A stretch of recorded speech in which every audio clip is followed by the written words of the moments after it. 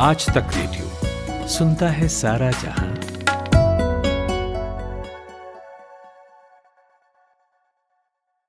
Hello, नमस्कार। आज तक रेडियो पर आप सुन रहे हैं weekly health podcast hello doctor. मेरा नाम है खुशबू कुमार। Hello doctor.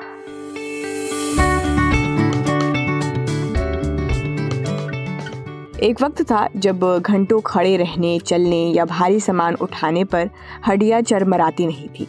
अब आलम यह है कि ज़्यादा देर ज़मीन पर बैठा नहीं जाता। 5 से 10 सीढ़ियाँ ज़्यादा चल ली तो पैरों में दर्द होने लगता है। बैठे बिठाए जोड़ों में, कंधों में और कमर में भी दर्द होता है। हर कोई इससे परेशान होता है कभी न कभी। कुछ लोगों को बहुत जल्दी इससे राहत मिल जाती है तो कुछ लोग पहचान ही नहीं पाते कि आखिर उनके साथ ऐसा हो क्यों रहा है। जब तक पहचान पाते हैं तब तक बहुत देर हो जाती है। जब हड्डियों में इस तरह का दर्द होता है तो हमने अक्सर ये सुना है बड़े बुजुर्गों से कि अगर हड्डियों को मजबूत रखना है तो कैल्शियम ज़्यादा खाओ। इसके लिए अंडा, दूध, उससे बनी चीज़ें जैसे पनीर, दही वगैरह खाने को कहा जाता है। आप सोचिए, अगर ये सब खाने के बाद भी आपकी हड्डियों और जोड़ों में दर्द होने लगे और जांच के बाद डॉक्टर बताए कि आपके शरीर में कैल्शियम की भारी कमी है, आपका पहला ही सवाल होगा कि ऐसे कैसे? हम तो दूध, दही, पनीर सब लेते हैं। तो आज के हेलो डॉक्टर में आपको बताएंगे कि हड्डियां क्यों कमज़ोर होती हैं, आपको कैसे पता चलेगा कि आपकी हड्डियां कमज़ोर हो रही हैं, इसका बचाव क्या है और इलाज क्या है। और आज इस विषय पर बातचीत करने के लिए हमारे साथ डॉक्टर राजीव वर्मा जुड़ गए हैं, जो कि मणिपाल हॉस्पिटल में ऑर्थोपेडिशियन हैं। तो बहुत बहुत स्वागत है डॉक्टर राजीव आपका आज तक रेडियो पर। हाँ जी, नमस्कार जी, धन्यवाद। तो डॉक्टर राजीव, आज हम अपनी बोन हेल्थ के ऊपर बातचीत करते हैं। और अभी जैसे कि कई सारी रिपोर्ट्स आई और जिसमें ये पता चला कि वक्त से पहले ही कई लोगों की हड्डियां जो है वो कमजोर हो रही हैं, और सिर्फ बूढ़े नहीं बल्कि कम उम्र के लोगों की भी हड्डियां कमजोर हो रही हैं। इस पर बहुत ज्यादा ध्यान नहीं दे पाते हैं शुरू से ही, और वो फिर आगे चलकर जो है उनको समस्या झेलनी पड़ती है। तो आप सबसे पहले ये बताइए, हड्डियों का मजबूत होना जो है वो क्यों जरूरी है? हड्डियां एक हमारा actually it is what we call it as a skeleton, और ये हमारा स्केलेटल फ्रेमवर्क है। जैसे कि आप देखें, अगर हमें कोई घर बनाना है, उस पर छत करनी है, तो हमारे पिलर्स वगैरह मजबूत होने चाहिए। इसीलिए हम मेडिकल टर्म्स में हड्डियों को हमारे पिलर्स मानते हैं। उसी पे हमारी मसल्स होती हैं, उसी में हमारा सारे जो नर्व्स आती हैं उसी के आती हैं, और वही हमें ब्रेन से सप्लाई करती है कि अभी हम इसको अपनी मसल से अपनी बोन्स को, जॉइंट्स को मूव कर सकते हैं। अगर हमारी बोन्स ही वीक होगी, अगर हमारा स्केलेटल फ्रेमवर्क ही वीक होगा, तो आप सोच सकते हैं कि हमें कोई भी मूवमेंट करना, जैसे आपने अभी कहा कि थक जाते हैं वक्त से पहले, कई बार फ्रैक्चर हो जाते हैं, तो ऑब्वियसली अगर हमारी हड्डियां ही और मेन स्केलेटल फ्रेमवर्क ही मजबूत नहीं होगा तो हमें थकावट होगी, दर्दें होंगी और फ्रैक्चर हो सकते हैं। ठीक है, और हमें कैसे पता चलेगा कि मतलब हमारी जो हड्डियां हैं वो कमजोर हो रही हैं? मतलब क्या शुरुआती सिग्नल्स होते हैं जो हमारा शरीर देता है? शुरुआती सिग्नल्स यही होते हैं कि हमें थकावट लगेगी। जैसे हमें कोई काम करना है, सपोज आपको जो आपका रोजमर्रा के काम है, आपको 1 किलोमीटर चलना है या घर के किसी गृहिणी को काम करने हैं, झुक के कोई काम करने हैं, जमीन पे बैठना है, तो उनको दर्दें होनी शुरू करेंगी, स्पेशली बैक वगैरह मसल्स, बैक मसल्स और बोन्स में, क्योंकि वो हमारे जो एंटी ग्रेविटी बोन, जो स्केलेटल फ्रेमवर्क और मसल्स है, वो बेसिकली लोअर बैक है। उसके अलावा फिर हमारे हिप्स में, थाइज में, काफ में दर्द हो सकती है। अच्छा, अगर हम हाथों से कोई काम करते हैं ज्यादा तो हमें टायर्डनेस हो सकती है। जैसे किचन में काम करते हुए कुछ अगर खाना बनाना है या करछी चलानी है, उसमें भी लोग कहेंगे थकावट है। और आजकल तो जैसे आपने देखा है कि लोग काफी आके कहते हैं कि मैं फोन पे बात नहीं कर पा रहा या कर पा रही आधे घंटे से ज्यादा, क्योंकि हमारे हाथ थक जाते हैं। तो ये सारे लक्षण है थकावट के और दर्दें होना, जो हमें बताती है कि हमारा स्केलेटल फ्रेमवर्क इतना मजबूत नहीं है। ठीक है, और किन किन वजहों से कमजोर होती है? मतलब इसमें खान पान से लेकर वो सब मिलाकर, मतलब क्या क्या चीजें, हमारी गलतियां जो है वो हमारी हड्डियों को कमजोर बनाती हैं? हाँ, ये बिल्कुल आपने अच्छा सवाल पूछा। सबसे तो कॉमन चीज है कि हम घर पे ही बैठे रहते हैं, कोई एक्टिविटी नहीं करते, उससे भी हमारी हड्डियां कमजोर होती हैं। क्योंकि कोई भी हड्डी को मजबूत होना या मसल्स को मजबूत होने के लिए उनको कैल्शियम वगैरह चाहिए, और विटामिन डी चाहिए जो हमें बाहर धूप में मिलता है। और विटामिन डी और पैराथायरॉयड एक हार्मोन होता है, उसकी वजह से जो हम कैल्शियम खाते भी हैं वो हमारी बोन्स और मसल्स में एब्जॉर्ब होता है। तो इसमें दोनों चीजें आ गई, एक तो हमारा एक्टिविटी लेवल कम है, ऊपर से हमारी अगर डाइट अच्छी नहीं है। कुछ लोग स्मोकर्स हैं, बहुत ये कार्बोनेटेड ड्रिंक्स लेते हैं जैसे कोका कोला और ये सब चीजें, उनसे भी हमारी कैल्शियम एब्जॉर्प्शन इतना अच्छा नहीं होता, उससे भी हमारी हड्डियां कमजोर होती हैं। दूसरे इनके अलावा, ये तो हमारे खान पान की हो गई चीजें, इनके अलावा कई बार कुछ जेनेटिक कंडीशंस होती हैं कईयों में जिनकी वजह से उनकी हड्डियां मजबूत होती हैं। जैसे कि अगर हमारे कोई थायराइड में प्रॉब्लम आ गई, हमारा थायराइड निकला तो हमारा पैराथायराइड भी काम करना बंद कर देता है, उस वजह से हड्डियां कमजोर हो जाती हैं। तो ये डिफरेंट कंडीशंस हैं। अच्छा, कईयों को हम लोग बहुत सालों तक स्टेरॉइड्स देते हैं, उससे भी बोन्स कमजोर होती हैं, इतना अच्छी मिनरलाइजेशन नहीं होती, खासकर जो क्रॉनिक एस्थमा है या जो हम लोग देखते हैं गठिए वाले मरीज जिनको सालों साल स्टेरॉइड चलते हैं।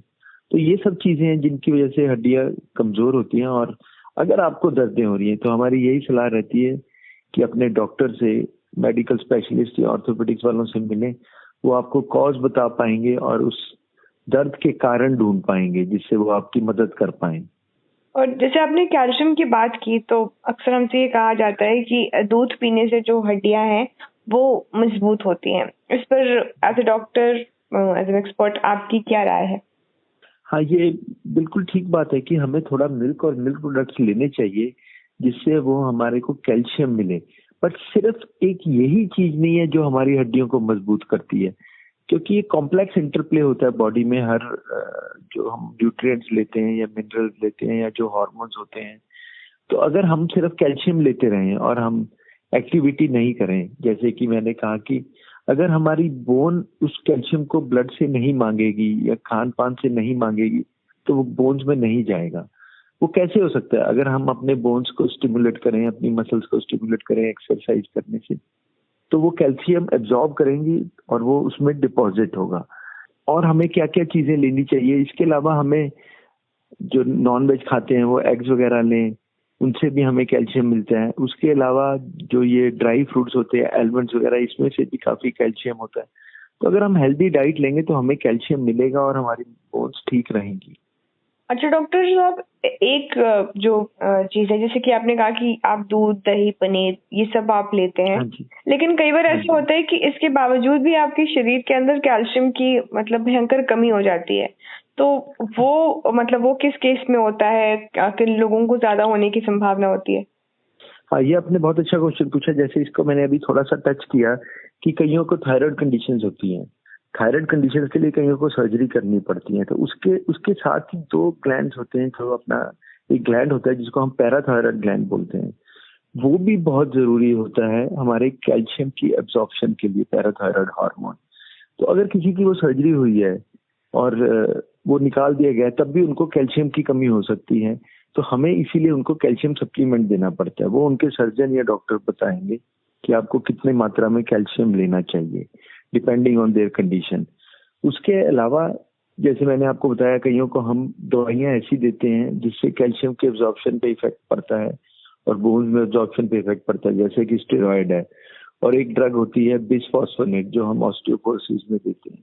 इसीलिए हमारी एडवाइस रहती है कि ये दवाइयां भी अपने डॉक्टर से पूछ के लें अगर आपके दर्दें बढ़ रही हैं, क्योंकि उससे भी कैल्शियम के एब्जॉर्प्शन में इफेक्ट पड़ता है। तो इन सब चीजों का इंटरप्ले होता है और कॉम्प्लेक्स इंटरप्ले होता है बॉडी में। Thyroid parathyroid hormone, calcitonin, vitamin D और कैल्शियम, तो ये 3-4 चीजें हैं जो मिलके हमारी बोन हेल्थ को इम्प्रूव करती हैं।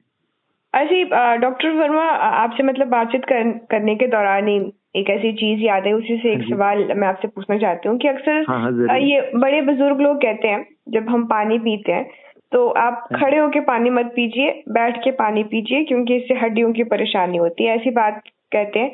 तो यहीं से मतलब आपसे ये सवाल मेरा पूछने का मन हुआ कि मतलब कितना इसमें इस बात में सेंस है इस सवाल में, ये मैं आपसे जानना चाहती हूँ कि हड्डियों के कमजोर होने के लिए पानी जो है वो किस तरीके से जिम्मेदार है?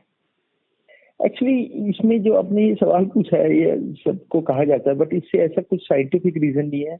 अगर पानी ठीक है, कईयों में कई जगह पे पानी में कुछ ऐसे पदार्थ होते हैं जैसे हमने देखा है कि एक बेल्ट है बठिंडा के आसपास की, वहाँ फ्लोरोसिस बहुत कॉमन है, उससे हड्डियां खराब होती हैं, फ्लोराइड जमा होता है दांतों में और बोन्स में।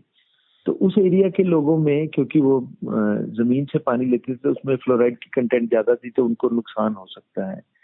तो उस वजह से हो सकता है, पर ऐसा नहीं, अगर पानी आपका स्वच्छ है, बिल्कुल ठीक है, तो बैठने और खड़े होने से उसका कोई साइंटिफिक रीजन नहीं है कि वो हमारी हड्डियों को कमजोर करे। ठीक है। और क्या हड्डियों से रिलेटेड जो प्रॉब्लम्स होती हैं वो जेनेटिक भी होती हैं? हाँ, हड्डियों से रिलेटेड प्रॉब्लम जेनेटिक भी होती हैं, बट वो भी एक बहुत ही अनकॉमन सिम्टम्स हैं। जैसे कि एक डी जॉर्ज सिंड्रोम होता है, उसमें भी हड्डियां वगैरह कमजोर होती हैं। वैसे हैं सिम्टम्स, बट बहुत अनकॉमन है, जिसमें जेनेटिक प्रॉब्लम्स की वजह से हड्डियां कमजोर हो सकती हैं।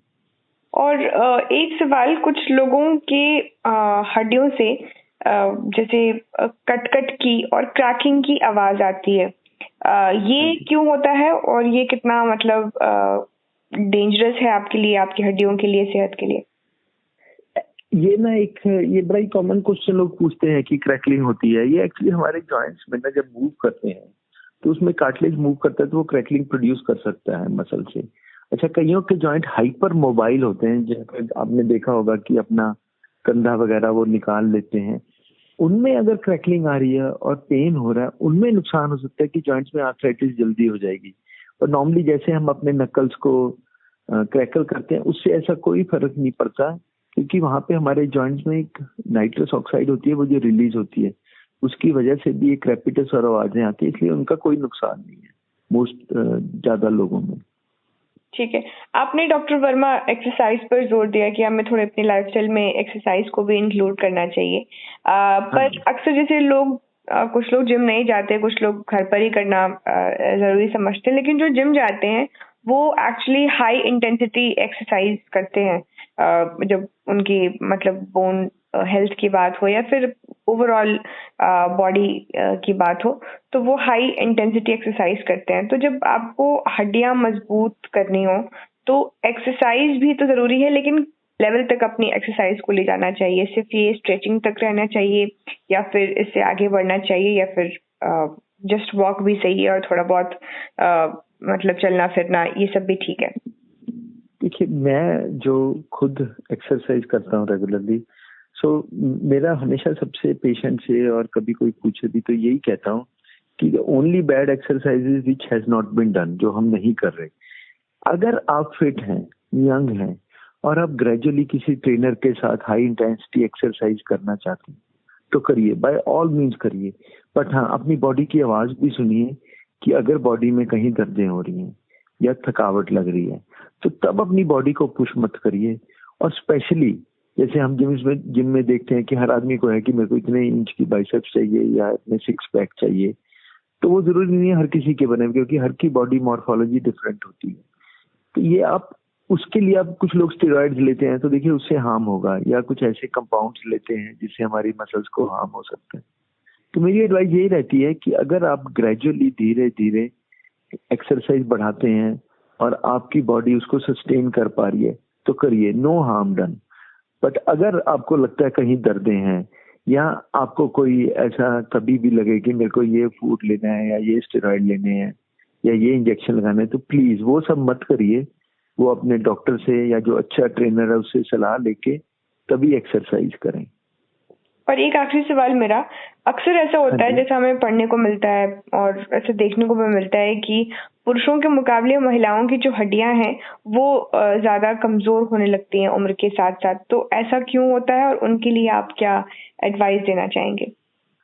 हाँ, ये आपने बहुत अच्छा सवाल किया, क्योंकि फीमेल्स में एक हार्मोन होता है ईस्ट्रोजन, जो बोन हेल्थ के लिए प्रोटेक्टिव होता है। तो जैसे जैसे एज बढ़ती है फीमेल्स की, खासकर मीनोपॉज के बाद, जो लेट 40s में या 50s में आए, तो उस टाइम उनकी बोन्स कमजोर होनी शुरू होती हैं। कैल्शियम उनमें से बोन्स में निकल के ब्लड में आ जाता है या यूरिन स्टूल के रास्ते बाहर चला जाता है, क्योंकि उनका जो ईस्ट्रोजन है वो खत्म होता जाता है, प्रोटेक्टिव नहीं रहता। तो उस टाइम पे फीमेल को खासकर ध्यान रखना चाहिए।